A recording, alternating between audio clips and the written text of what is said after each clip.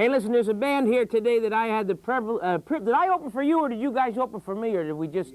We opened, it was like what we call a sandwich act. They opened, and I went in and opened for their second set.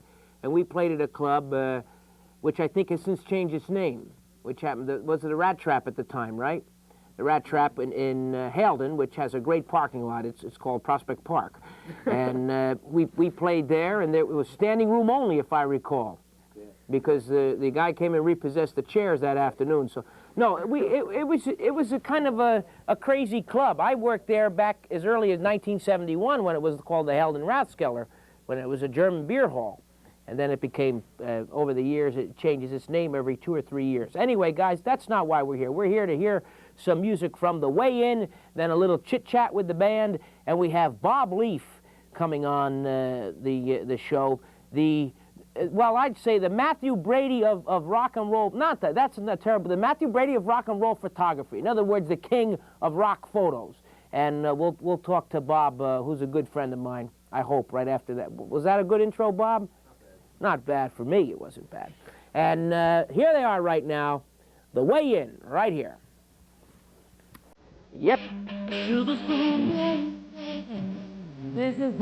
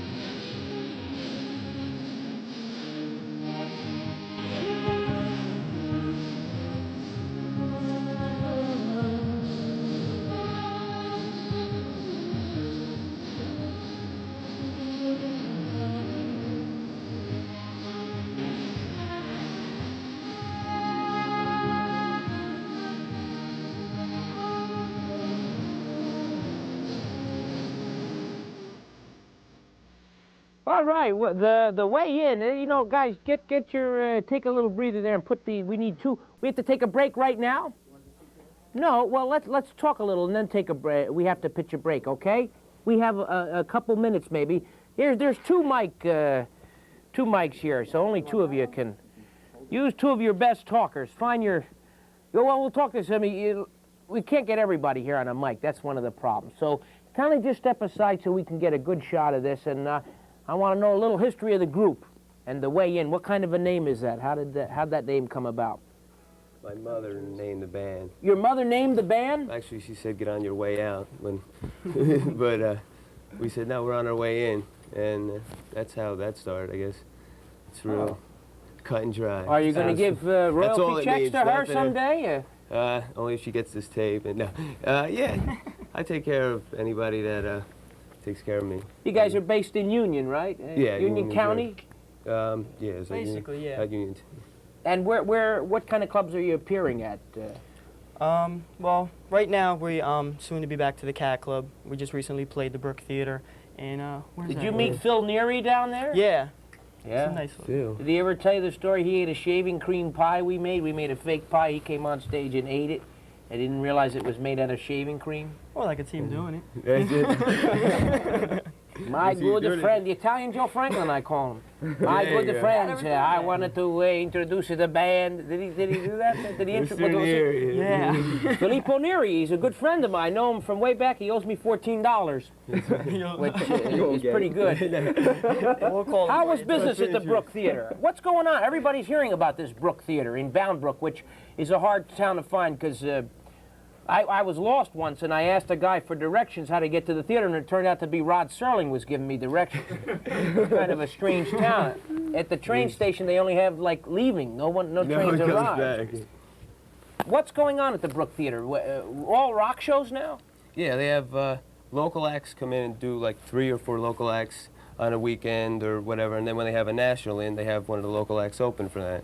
So, like, you know, a local guy gets to try to play in front of, 800 people as well, as well as they have a good concert. So when you were there, who was on the bill? Was it just you? Or? It was us and we had two other bands. Two opening acts. And how was business? It was good. It was first time we played there, and Mr. Neri was great to us. Everything went really well. So they don't serve liquor there, right? So you can draw really a mixed age group. Yeah, it's an all age group. It's like going to the movies. It's, it's seats. Milk duds, everything. It's a beautiful thing. I worked the theater a few times. That's why I'm joking about it. And I was one of the first acts to appear there when they were restoring it to make it a theater. And he had told me at the time he wanted to turn it into a rock and roll palace, only because nobody else was doing that kind of thing. And so you guys are, that's great that you're appearing there and that they're putting on live bands. Yeah. No videos, just live bands. Just live bands. That's the way to do it. Okay, guys, we have to take a quick break, then we'll be right back to hear another song from The Way In. Yep.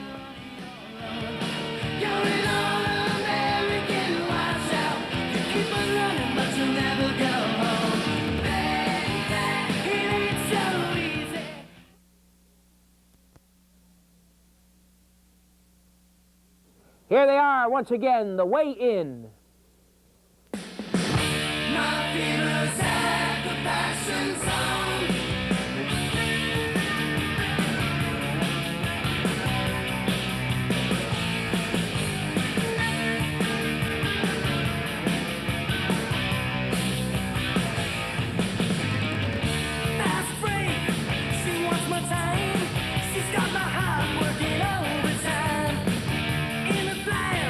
She's all pleased, baby, guess what she found, 7 walks in.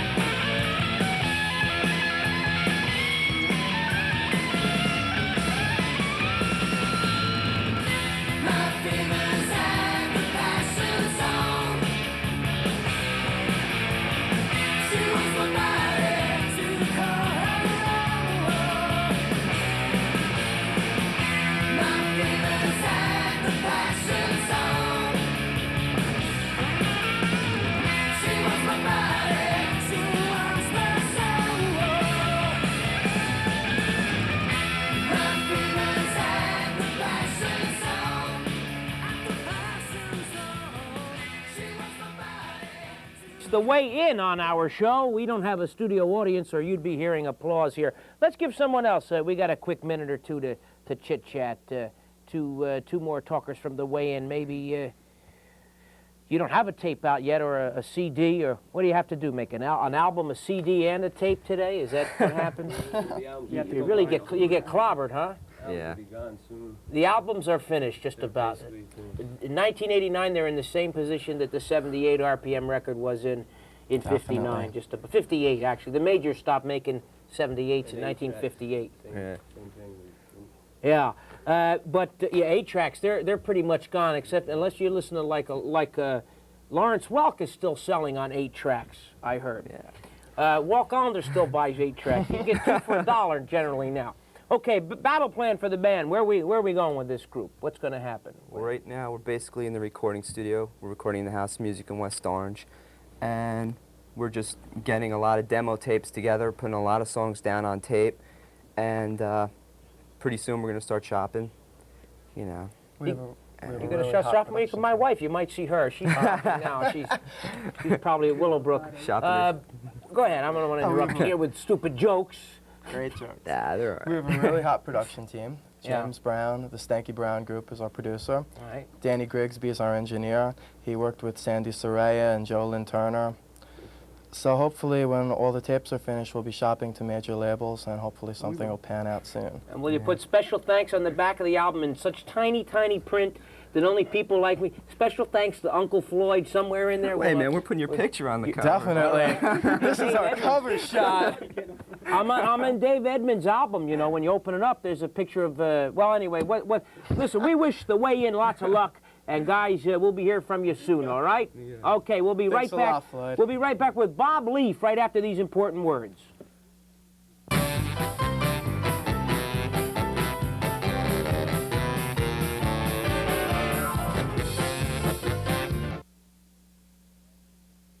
As, of course, Jerseys by Russell. And we welcome back an old pal of mine, Bob Leafe, who, you know, I meant that as a great compliment to you. You've done more rock and roll photography early in the show. I mean, for people who are into history and that kind of thing. You've been around and taking pictures. We have some real goodies here. Oh, yeah. These, Did anybody ever get mad at you when you took their picture? I mean, like a rock star, or did they get mad at it? Did they get angry at photographers, or do they cater to you guys? they never cater to us, that's for sure. But why not? If it wasn't for your pictures in these magazines and in these publications, that has a lot to do with their popularity. They get mad when we take them. They get happy when they see them in the magazines. You Really? figure it out. Are there any people that are easier to work with, or any group of musicians that might be easier to photograph than others, or is that a dumb question? Or Usually when they're on their way up, they're better about it, and then when they hit the heights, they decide to put restrictions on, and then when they come back down again, restrictions disappear. Bob, you have so many goodies to share with us. I'm dying to show everybody this top one here. Shall I hold Sure. this up? And Charlie, will you? You've got this? Does this picture need an explanation? Can anybody tell me? I don't want to say what year it is. You go ahead. Go ahead, Bob. You tell us All right. about it. This is, as far as I'm told, the first professional shots in performance of John Bon Jovi. And this was at the Fast Lane in 1980 when he was 18.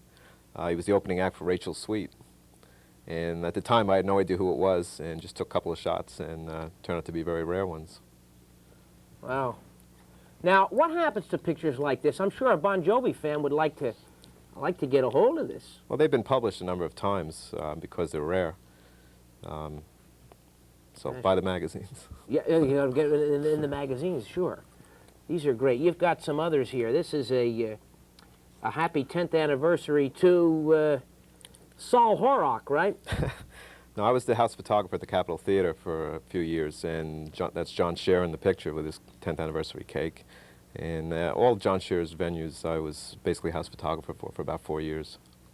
I think I was in this show, wasn't I? Yeah, you were, that's right. Was it with the La Bamba there? Bomb, I think so, yeah. And of course, Johansson, he was there. It wasn't Buster Poindexter then. No, But, no, pre-Buster. I think Vince Skelzel was the master of ceremonies, Yeah. the Bayonne Bear. And we have You don't only take rock. What does this have to do with rock music? Absolutely Other than nothing. I see some rocks. Absolutely nothing. If I see something nice, I'll shoot it. You know, I don't want to restrict myself. I just like the redundancy of the picture because someone is painting the same thing. This is this one of was the down- greatest pictures of all time. This was down at Yankee Spring Training Camp in '82. I got into, and that was Whitey Ford, Jerry Cooney, the boxer in the middle, and his previous manager, Victor Valley. Sports figures. What's this about? This is a friend of mine. We went to a museum that had a lot of mirrors in it, and we just did this weird little shot, and I like the way it came out. So do you just play around with a camera the way a musician will play around with Sure. chords and just try different things? Sure, I don't ever want to restrict myself just to one thing. When did you realize that you were, of course this is an art form, when did you realize you had a talent for this kind of thing?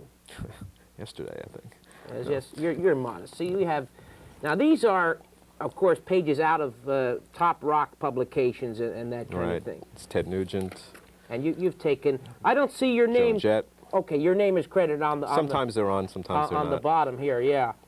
When you take these pictures, what happens? You have to then sell them to the magazine, or does the magazine hire you and then say, get out there and This is Motorhead on a final show, a little hijinks. What we do is we have to call up a record company, have an assignment, and then they'll issue us a pass. There's no money at this point, and right. we try to sell them to the magazines, and theoretically, you know, the magazines will send out a list of what photos they need, and we all send in what we think is the best, and the best one wins, supposedly. So is there work for more people in your business, or is it kind of all sewed up with It's the real existing tight. photographers? It's very tight because you used to be able to bring a camera into a concert and take pictures and hone your craft, basically. And now you can't even bring a camera in, so I don't know how new people get started. Local bands, maybe. That's it. You took a picture of me with Huey here. That's the same night. That's the same was show. the same night? Yeah. Same And night. he's grabbing my cheek, and I'm hugging him, and it was all over. It was in, Yeah. of course, not Cream. It was in a lot of magazines. There's a couple different ones, yeah. Yeah. Plus you got on MTV with that, with your jacket and all you guys matching your Oh, jackets. you did a lot remember? for me, and also Cyndi Lauper. You took her in my studio, right? Well, we're getting to that. We're getting to that. Oh, okay. I don't want to rush you here. Without getting personal, is this a good living? I mean, do you get paid a lot of money for taking a picture of a rock star and selling it to a magazine? Rock photography is the worst paying of all photographies. You have to sell an awful lot just Well, to... you didn't tell me that when I survive. called you at your penthouse the other day. I borrowed it. You know, you don't have to answer this, but I guess a lot of people are curious. You go to a rock concert, of course, you're invited by the record company or signed or whatever. You take a picture, and it goes into a magazine. What do they pay for something like this? Every magazine's different. It depends on the size, the usage. A black and white, let's say a color full page, might run anywhere from $75 to $200, depending on the publication. And the artist, of course, gets nothing of that. Naturally, they get all the publicity. A lot of publicity, sure. Well, yeah. Sure. This is one of my favorite Paul Stanley shots. Now, when you take these pictures, how many of these people have you met? I've met a fair amount of them. Generally, they don't want us backstage, so I don't really care that much. You know. Why don't they want you backstage? Well, they try to restrict photographers as much as possible, and they're afraid we'll get sweaty shots or uncomplimentary photos or something. Yeah, I have a collection of pictures of me like I'm like this. I'm talking about a bit or something, and I'm pointing to one of the guys, and I'm going, hey, and then I turn around and of course not your work, but I would be upset, and I'd see something like that in the paper, and I'd say, why did they take a picture like that? I was totally unaware that they were going to take it. Now, if I'm on stage, I think that's fair game. No matter what you're doing in front of the public, it is fair. But in the privacy of and there's countless pictures of me, which I gave up smoking a cigar, but I used to smoke all the time, especially backstage, with cigars in my hands and chit-chatting about business. And these were always in the paper. So I guess that's why they're afraid, or you might get a bottle of booze hanging around and something like that, or somebody's girlfriend maybe. Possibly. I have magazines that won't use any photos that have a bottle of booze in or someone smoking. I have to shoot differently. For instance, I shot Steve Harris from Iron Maiden with a beer bottle, and then I had to shoot him without because I knew there were a series of magazines that wouldn't use that. Oh. So they're getting more fussy about stuff Kind of like like that. a cover shot. Yeah. All right, Bob, we have to take a quick break, and then we'll be back with Bob Leafe, a famous and great rock and industry showbiz photographer, right after these important words.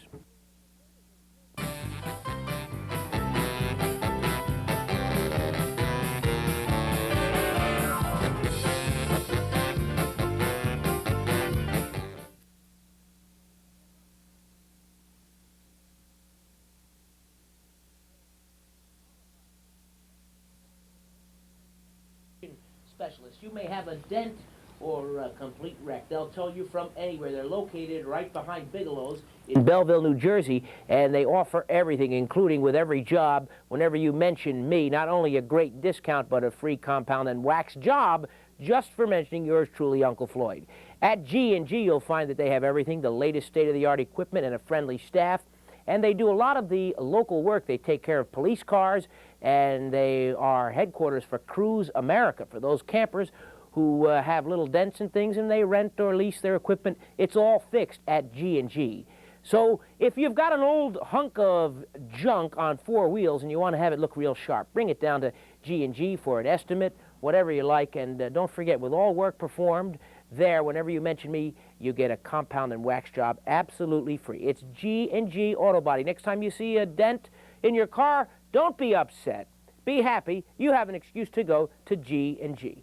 We're also brought to you by Cargo Colt Sales, offering 50% discount on all Halloween costumes and accessories right now. Hurry, hurry, hurry. They're opening Saturday morning at 8 o'clock for the largest selection of masks, of wigs, of makeup, of theatrical gear. It's Cargo Colt Sales at prices lower than the mall, lower than Ken's Magic Shop, lower than anywhere in the world. Cargo Colt Sales will open on Saturday morning at 8 o'clock. Expect super discounts when you arrive there. Whatever you see, if you see something for $20 at a normal store, it'll be $10 at Cargo Colt Sales. And on top of all of this, when you mention me, you get an additional 10% discount. So whatever you need for Halloween, you'll find it there at Cargo Colt Sales. Okay, Bob, you're New Jersey born and raised, right? Yes. So do your travels take you all over the country, or do you just wait for the acts to come here to the metropolitan New York area? Well, most of them come to New York since it's the center of media activity. But if I need to get a jump on a tour ahead of New York photographers, say, I'll go somewhere else and do it. For instance, Van Halen, a couple of years ago before they came to New York, I went out to Indianapolis to do that. And that way I got the jump and got more stuff published. Yeah. I went out to Michigan this year to do Bon Jovi, and I've done US Festival in California and Farm Aid and all of those. You've done a lot of stuff, including this. This is a classic. People are going to say, where can they get this? As soon as we show it. The Uncle Floyd Show album. This was, which has more pictures on the back than copies it actually sold, which makes it doubly unique. But this is a real collector's item, I know, and it's worth a lot because it doesn't have the record in it. And of course you did my promo show. Oh, look at these. You have a whole bunch of Uncle Floyd pictures here. Why are they giving me a wrap-up? Are they giving me a wrap-up? 1 minute to go? We only have a minute to go? I wanted to show with a picture of me with Howard Stern. Hold them up. With Howard Stern, taken by Bob Leafe. Whatever happened to Howard Stern? Anyway, Bob, it's been a pleasure having you come by. Lou Albano, you've taken a lot of great celebrities with yours truly, with me here. This is a shot for anyone who thinks I'm not two-faced. And, of course, what would our show be without the Ramones? My goodness.